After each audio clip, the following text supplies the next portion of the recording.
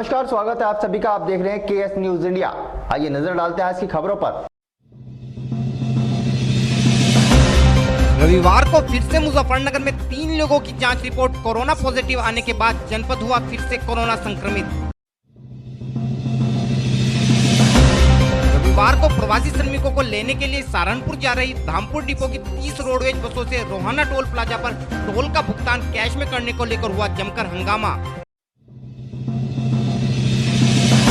शनिवार की देर रात मुजफ्फरनगर सहारनपुर हाईवे पर रोहाना टोल प्लाजा पर पुलिस चेकिंग के दौरान पकड़ में आए एक कंटेनर में सवार 70 प्रवासी श्रमिकों को पुलिस ने भेजा क्वारंटाइन सेंटर।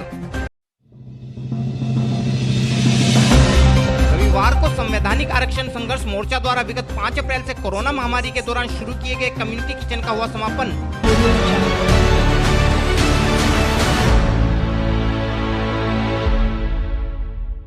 और अब खबरें विस्तार के साथ। रविवार को जहां जनपद मुजफ्फरनगर में लॉकडाउन 3 का अंतिम दिन था, वहीं शनिवार को जनपद के आखिरी कोरोना पॉजिटिव मरीज के भी स्वस्थ होकर डिस्चार्ज हो जाने के बाद जिले के लोगों के मन में आशा की नई किरण जागी थी।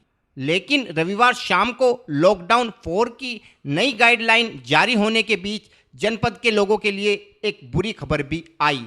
रविवार की शाम प्राप्त हुई रिपोर्ट में जनपद के 3 लोगों के कोरोना पॉजिटिव होने की पुष्टि हुई, जिस कारण कोरोना के चुंगल से मुक्त हुआ जनपद एक बार फिर से कोरोना संक्रमण के दायरे में आ गया।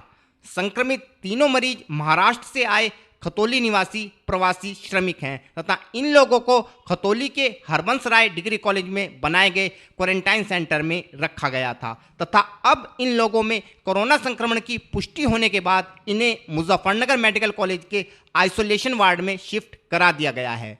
मुजफ्फरनगर जिलाधिकारी श्रीमती सेल्वा कुमारी जी ने ट्वीट कर सर्वप्रथम ये जानकारी उपलब्ध कराई।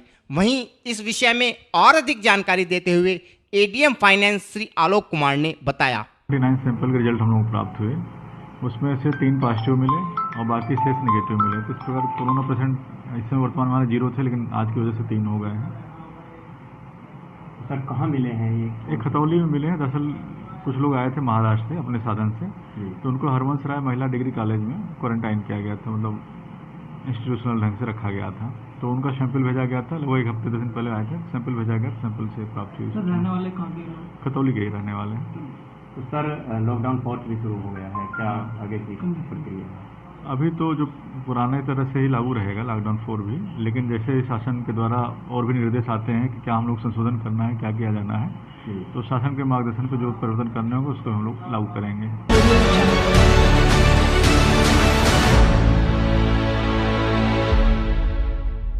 पूरे देश में पैदल, दुपहिया वाहन या ट्रकों में असुरक्षित तरीके से यात्रा कर अपने घरों की ओर जा रहे मजदूरों के साथ दर्दनाक हादसे होने पर उत्तर प्रदेश सरकार ने प्रदेश में प्रवासी मजदूरों के पैदल अथवा दुपहिया वाहनों से यात्रा करने पर रोक लगा दी है तथा सभी जनपदों के प्रशासन को आदेश देते हुए प्रवासी मजदूरों को सकुशल उनके गृह स्थानों पर भेजने की व्यवस्था करने के निर्देश दिए हैं।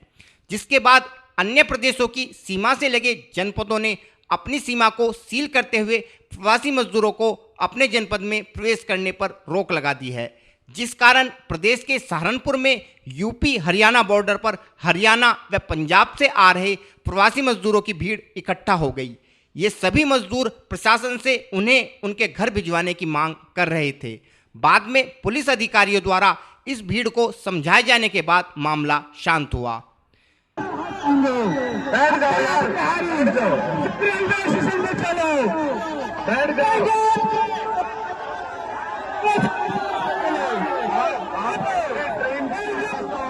सूचना मिलेगा आपको, अच्छी व्यवस्था आपके लिए आप कभी वापस पहुंचे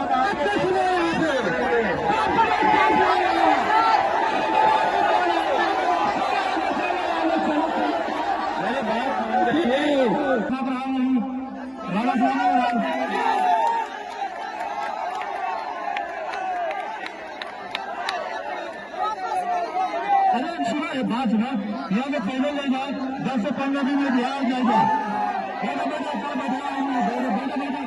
बाद में शासन के निर्देश पर आसपास के जनपदों से रोडवेज बसों को इन प्रवासी मजदूरों को उनके गृहनगर छोड़ने के लिए सहारनपुर की ओर रवाना किया गया। इसी क्रम में जब धामपुर डिपो की 30 रोडवेज बसें सहारनपुर के लिए जा रही थी तो मुजफ्फरनगर सहारनपुर हाईवे पर स्थित रोहाना टोल प्लाजा पर इन सभी बसों को टोल कर्मियों ने टोल अदा करने के लिए रोक लिया तथा कैश टोल अदा करने के लिए कहा, जिस पर बस के परिचालक ने कैश भुगतान करने में असमर्थता जताते हुए फास्टैग से भुगतान की बात कही, परंतु टोल कर्मी टोल का भुगतान कैश में ही करने पर अड़ गए, जिस कारण सभी बसों के चालकों ने बसों को टोल पर ही रोक दिया तथा मौके पर हंगामे की स्थिति उत्पन्न हो गई। इस संबंध में जानकारी देते हुए बस के चालक व परिचालक ने बताया। क्या नाम है आपका? देवेंद्र कुमार। बताइए आप यहाँ पर कहाँ खड़े हैं और क्यों खड़े हैं? ये मेरे जानसठ के मुजफ्फरनगर के पास में खड़े हैं हम। गाड़ी ये सहारनपुर जा रही है धामपुर से और ये लोग टोल टैक्स पे हमको जाने नहीं दे रहे आगे। बोले टोल टैक्स लगेगा इसका। हम बोले चिप लगा है और सरकार ने भेजा है गाड़ी हमारी। आपातकालीन सुविधा है भाई साहब। कहाँ पे जाना है आपको? सहारनपुर। तो आप कितनी गाड़ी होगी तुम भाई? 20 गाड़ियाँ हैं। अच्छा, तो क्या समस्या आ रही तुमने बोला? समस्या यही है हमारी गाड़ी जाने दें। ये कह रहे हैं कि हमें टोल टैक्स दो। हमें सरकार ने जहाँ से गाड़ी भेजी हमारे यार हमने हमें पैसे नहीं दिए। क्या नाम है आपका? सूर्य प्रताप सिंह, परिचालक। बताइए क्या समस्या है कि क्यों गाड़ी यहाँ जाम लगा रखा आप लोगों ने? सर समस्या ये है हमारी, हम यहाँ धामपुर से चले हैं सहारनपुर के लिए। आपातकालीन सुविधा सरकार की तरफ से भेजी गई है और हमारे पास टोल टैक्स के लिए इस पर चिप लगी हुई है। वैसे पैसा पहले ही जमा हुआ है यूपी सरकार के लिए, उसमें तो कट जाता है, परंतु ये कौन सा टोल टैक्स है हमें तो ये भी नहीं पता। अभी रोहाना टोल टैक्स से हमसे पैसा मांगा जा रहा है, ये किस बात का पैसा है तो हमें भी अभी तक नहीं पता। ये तो लोग कह रहे हैं कि मुख्यमंत्री तक कह दीजिए, आप कॉल कर लीजिए, हम पैसा लेके आगे जाने देंगे। कितनी बसें हैं आपकी? 30 बसें हैं। तो कब से खड़े आप? किस तरह की परेशानी है? अभी आधा घंटा हो गया खड़े हो। क्या परेशानी हो रही है? परेशानी यही हो रही है कि आगे ना बढ़ने दे रहे, पैसा मांग रहे, पैसे की चिप भी लगी हुई है इसमें, फास्ट ट्रैक लगा हुआ है, उससे भी नहीं काट रहे हैं। इनका नगद चाहिए हमें पेमेंट, और हमें जो जाने के लिए कोई आपातकालीन में जो पैसा दिया गया कोई इसके लिए थोड़ा ना दिया गया।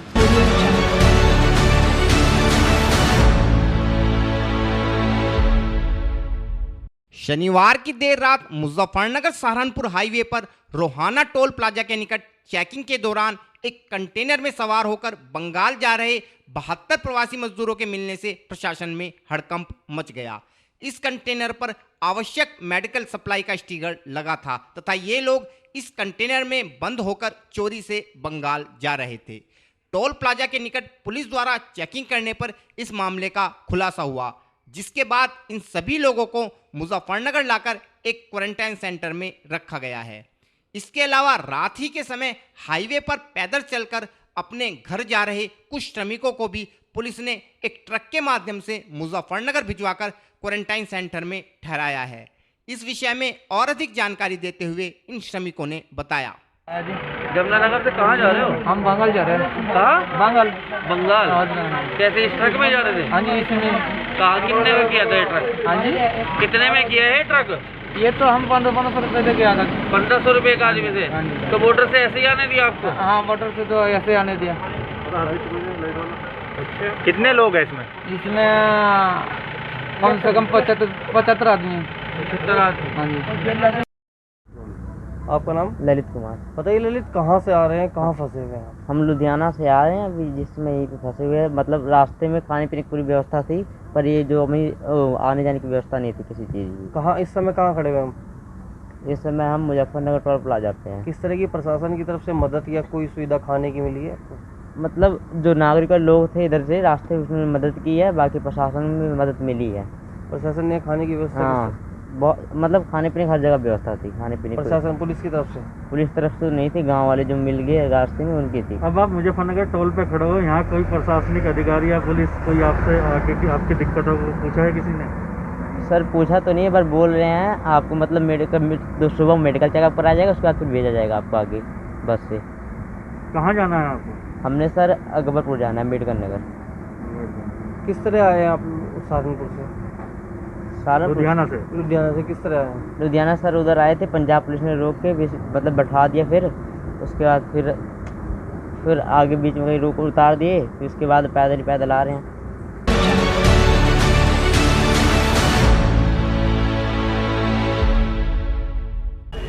वक्त हो चला है केएस न्यूज इंडिया में एक छोटे से ब्रेक का।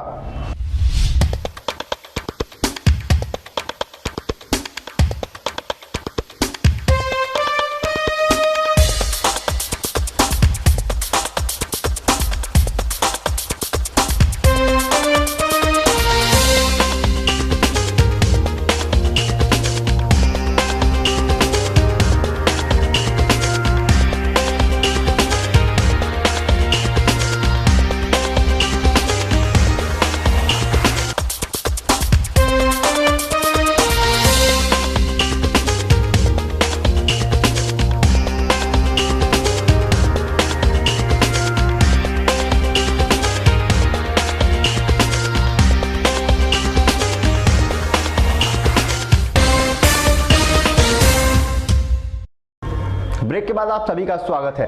रविवार को मुजफ्फरनगर के गांधी कॉलोनी की गली नंबर 23 में संवैधानिक आरक्षण संघर्ष मोर्चा के सदस्यों द्वारा चलाए जा रहे कम्युनिटी किचन का हवन के साथ समापन हो गया।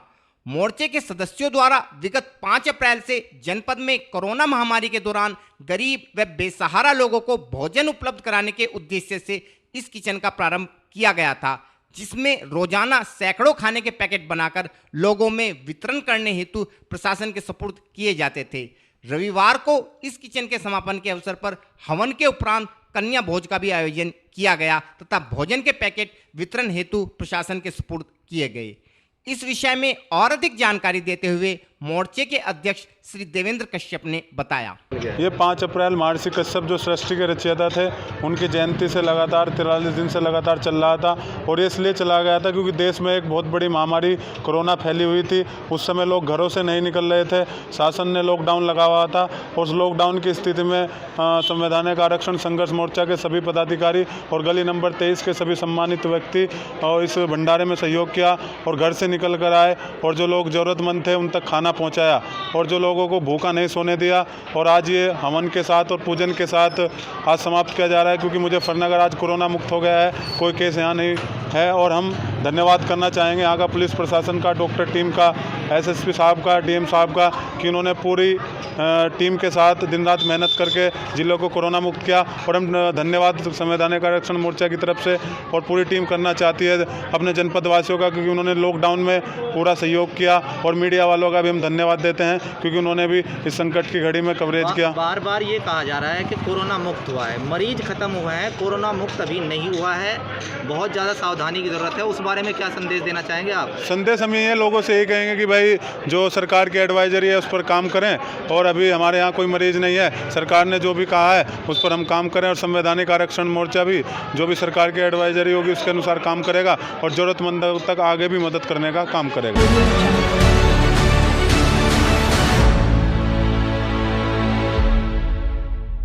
आज के बुलेटिन में इतना ही। कल फिर होंगे हाजिर कुछ नई और ताज़ा खबरों के साथ। देखते रहिए केएस न्यूज इंडिया।